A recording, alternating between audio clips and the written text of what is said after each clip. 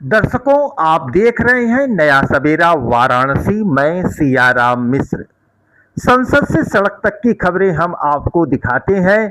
अगर हमारा प्रयास आपको अच्छा लगता हो तो चैनल को सब्सक्राइब करें और वीडियो को अपने मित्रों में शेयर करें।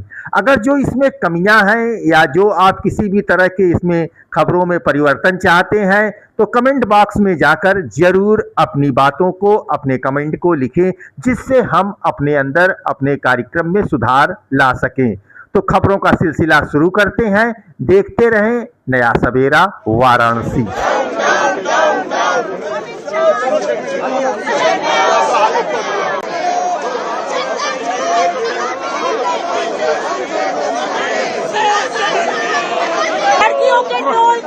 आप लोगों का प्रोटेस्ट जारी है, यदि प्रोटेस्ट जारी है, क्या मांग आप लोग उसकी सदन में अभी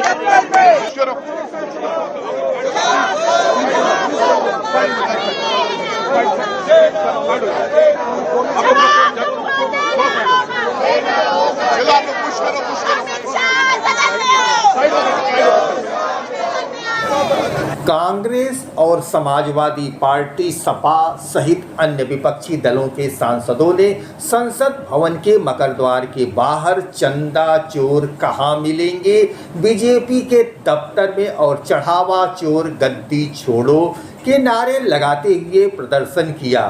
विपक्षी सांसद अयोध्या स्थित राम मंदिर के निर्माण के लिए आए चंदे दान में कथित धांधली और चोरी के आरोपों को लेकर सरकार को घेर रहे हैं। इस विरोध प्रदर्शन में कांग्रेस महासचिव प्रियंका गांधी वाड्रा, सपा प्रमुख अखिलेश यादव और अन्य विपक्षी दलों के सांसद शामिल रहे। चंदे में गड़बड़ी के अलावा विपक्षी दल नीट, पेपर लीक और छात्रों पर पुलिस कार्रवाई के मुद्दों पर भी सरकार से जवाब और केंद्रीय गृह मंत्री की उपस्थिति की मांग कर रहे हैं। नमस्कार मेरे भाई और बहनों, प्यारे बच्चे बच्चियां, हमारे नेता आदरणीय राहुल गांधी जी 8 तारीख को 5 बजे प्रयागराज की इस पवित्र भूमि पर आने वाले हैं और बच्चों से सीधा संवाद करने वाले हैं। जो बच्चे अपने भविष्य को लेकर चिंतित हैं, जो बच्ची अपने भविष्य को लेकर चिंतित हैं, कैसे उनका जीवन आगे अच्छा हो, कैसे वो अपने परिवार को आगे अच्छा ले चल सके। आज सरकार जानबूझकर पेपर लीक करा रही है, जानबूझकर उनके भविष्य को बर्बाद कर रही है और पूरे तरीके से गुजरात की बड़ी बड़ी कंपनी एजेंसी उसमें शामिल है और जानबूझकर बच्चों का भविष्य खराब किया जा रहा है। हमारे नेता आदरणीय राहुल जी 8 तारीख को बच्चों से संवाद करेंगे और भाजपा की सरकार जानबूझकर ये प्रयास कर रही है कि राहुल जी कार्यक्रम यहां न कर पाए। इसके पहले भी राजस्थान कोटा में कार्यक्रम निरस्त कराया था, बच्चों छात्रों की आवाज के चलते फिर उनको परमिशन देना पड़ा। इसी प्रकार उत्तराखंड के देहरादून में भी परमिशन देकर कैंसिल किया, जो छात्रों के दबाव के कारण फिर इनको देना पड़ा। इसी प्रकार इनको प्रयागराज में भी बच्चों की आवाज को दबा नहीं पाएंगे, बच्चों की जो आवाज उठी है फिर इनको परमिशन देना पड़ेगा और निश्चित तौर से राहुल जी 8 तारीख को आकर बच्चों से संवाद करेंगे। हम सब लोग चाहते हैं कि कार्यक्रम में होना चाहिए, सुचारू रूप से हो और उसमें सब लोग मिलकर अच्छा करेंगे। आप जैसा जानते हैं कि हमारे नेता राहुल जी बच्चों से सीधा संवाद कर रहे हैं, उनके भविष्य की बात कर रहे हैं, उज्जवल भविष्य की बात कर रहे हैं और उसमें ये पॉलिटिकल कार्यक्रम नहीं है, न इसमें कहीं कांग्रेस का झंडा लग रहा है, न कहीं नारेबाजी हो रही है, सीधे बच्चों से संवाद कर रहे हैं। और इसके पहले 30 तारीख को इन्होंने परमिशन भी हमको दिया, परमिशन दिया 30 तारीख को। उसके बाद फिर इन्होंने उस परमिशन को इन्होंने कैंसिल किया है सरकार के दबाव में। जो भाजपा की सरकार जानबूझकर दबाव बना रही है, उसके दबाव के तहत इनको ये कैंसिल किया है। मैं कहना चाहूंगा सरकार से कि इस देखिए ये परमिशन 30 तारीख को इसी ट्रस्ट ने दिया हुआ है, उसमें कोई हवाला नहीं दिया गया और ये 30 तारीख को परमिशन दिया, उसमें आपने कोई हवाला नहीं दिया, उसमें कोई बात नहीं की। और जहां तक मेरी जानकारी है कि ये जगह पूरी तरीके से ये शादी विवाह के लिए भी देते हैं, वहां मंगलिक कार्यक्रम, अन्य कार्यक्रम, ये स्पोर्ट्स का भी स्थान है। इसके 51,000 रुपये जमा है। Major Ranjit Singh sports complex, इसका मतलब कि यहाँ खेलकूद का मैदान है, खेलकूद होता रहता है। और हम किस दिन कार्यक्रम कर रहे हैं? शनिवार को 5 बजे, जब सारे स्कूल कॉलेज बंद हो जाते हैं।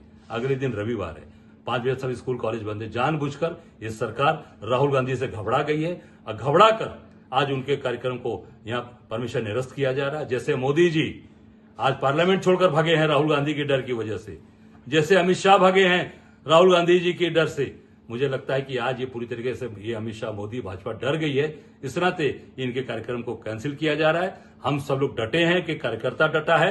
राहुल जी 8 तारीख को आएंगे और कार्यक्रम निश्चित तौर से प्रयागराज की पवित्र धरती पर करेंगे। धन्यवाद। समाजवादी पार्टी सपा के राष्ट्रीय अध्यक्ष अखिलेश यादव ने 2027 के उत्तर प्रदेश विधानसभा चुनाव के लिए अयोध्या विधानसभा सीट से अपने पहले प्रत्याशी के नाम की घोषणा कर दी है।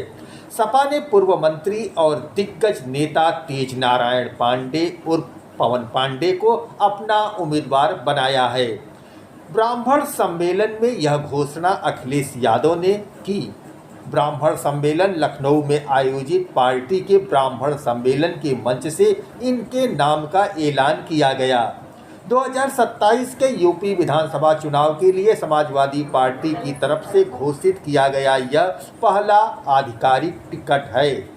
सादर प्रणाम। जय सिया राम, जय हनुमान जी महाराज। प्रिय देशवासियों, उत्तर प्रदेश वासियों, प्रिय अयोध्या वासियों, कल अयोध्या में एक घटना घटी। हमारे अयोध्या के कुछ भारतीय जनता पार्टी के, विश्व हिंदू परिषद और संघ के लोगों ने अयोध्या के माननीय सांसद जी का पुतला जलाया, उनके चित्र पर गलत तरीके से दुर्व्यवहार किया। मैं उन भाजपा संघ और विहिप के लोगों से पूछना चाहता हूं कि जब ये राम मंदिर चोरी पर सवाल उठाया तो बीजेपी प्रवक्ता ने पुजारी को चप्पल से पीटा।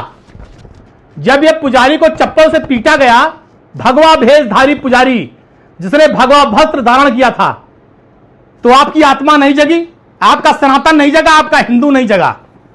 क्योंकि भारतीय जनता पार्टी के प्रवक्ता ने पीटा था, इसलिए आपका सनातन मर गया, आपकी आत्मा मर गई, आपका हिंदू जो जग रहा था वो सो गया। जब भारतीय जनता पार्टी के राष्ट्रीय अध्यक्ष नवीन कुमार जी के रोड शो में लखनऊ में जिन हनुमानगढ़ी बजरंगबली की हम लोग पूजा करते हैं, जो हमारे आस्था के सबसे बड़े केंद्र हैं, बजरंगबली के एक हाथ में गदा, एक हाथ में भाजपा का झंडा लेकर नचाया गया, बजरंगबली को नचनिया बनाया गया, तब भारतीय जनता पार्टी के लोगों, संघ और विहिप के लोगों तुम्हारी आस्था नहीं जगी, तब तुम्हारे मुंह से आवाज नहीं निकली, तब तुम्हारा हिंदुत्व और सनातन सो गया था। कहां से लाते हो इतना चरित्र में दोगलापन? पूरी अयोध्या, पूरा देश देख रहा है कि चरित्र में कितना दोगलापन है कि आपके लोग करते हैं तो आपके मुंह से आवाज नहीं निकलती। मैं एक बात को बिल्कुल जायज कह रहा हूं, मैं सच बोलूंगा। उस दिन जो घटना सदन में घटी, वहां पर पप्पू यादव जी से एक चूक हुई कि जो मर्यादा पुरुषोत्तम प्रभु श्री राम की जो फोटो उनके हाथ में थी वो जमीन में छुई, वो गलती हुई। उस गलती को मैं बिल्कुल अयोध्या वासी होने के नाते डंके की चोट पर स्वीकार कर रहा हूं। लेकिन क्या अवधेश प्रसाद जी पप्पू यादव से कह रहे थे मेरा पैर छुओ? आप वो वीडियो ध्यान से देखिए, अवधेश जी पीछे की तरफ भाग रहे हैं, वो मना कर रहे हैं मेरा पैर मत छुओ, मेरे पैर पे ऐसा कुछ मत करो। लेकिन आप बिना में बेवजह आपने केवल माननीय सांसद अवधेश प्रसाद का अपमान नहीं किया है, आपने संपूर्ण पीडीए समाज का, दलित समाज का और 18 लाख अयोध्या वासियों का अपमान किया है। यह याद रखिएगा संघ विहिप और भाजपा के लोगों, इसका खामियाजा आपको भुगतना पड़ेगा। जब आपके प्रधानमंत्री नरेंद्र मोदी जी ये पतंग उड़ा रहे हैं, पतंग में बजरंगबली बने हैं, आप बताइए बजरंगबली को पतंग बना के जब उड़ा रहे थे नरेंद्र मोदी जी, तब आपके मुंह से आवाज नहीं निकली? क्यों? अयोध्या के पूज्य संत महंत, आपके मुंह से आवाज नहीं निकली? तब हनुमान जी का अपमान, बजरंगबली का अपमान नहीं हुआ? ये कक्षा 1 में पढ़ने वाले प्रभु श्री राम को मोदी जी पकड़कर स्कूल ले जा रहे हैं, तब आपकी भावना आहत नहीं हुई? आपको बुरा नहीं लगा कि प्रभु श्री राम का अपमान हो रहा है? बिल्कुल भी आपको नहीं लगेगा होगा, क्योंकि आप आसाराम बापू और राम रहीम की परंपरा के लोग हो, आपको बिल्कुल बुरा नहीं लगेगा। लेकिन मैं कहना चाहता हूं, जिस तरह से कल माननीय सांसद अवधेश प्रसाद का अपमान किया गया, जिस तरह से उनके चित्र पर चप्पल और जूतों को दिखाया गया, वीडियो बनाकर वायरल किया गया, यह आप याद रखिएगा, यह पूरे संपूर्ण दलित समाज का अपमान है, पीडीएस समाज का अपमान है, अयोध्या की जनता का अपमान है। और आप किस नैतिकता की बात कर रहे हो संघ विहिप और भाजपा के लोगों? चंपत राय ने पूरी राम मंदिर का चढ़ावा लुटवा दिया, अनिल मिश्रा, गोपाल राव ने। आपके मुंह से आवाज नहीं निकली कि आपका गनर वापस हो जाएगा? डरपोक कहीं के गनर के चक्कर में मुंह से आवाज नहीं निकली कि राम मंदिर का चढ़ावा जो चोरी हुआ उस पर कार्रवाई हो? आप अवधेश प्रसाद पे एफआईआर कराने की बात करते हो, अनिल मिश्रा, चंपत राय, गोपाल पे एफआईआर क्यों नहीं कराते कि राम मंदिर लुटवा लिया? आपके मुंह से आवाज नहीं निकलती। राम मंदिर के नाम पर राजनीति की रोटी सेकते हो और राम मंदिर का चढ़ावा लुट गया, आपके मुंह से आवाज नहीं निकली।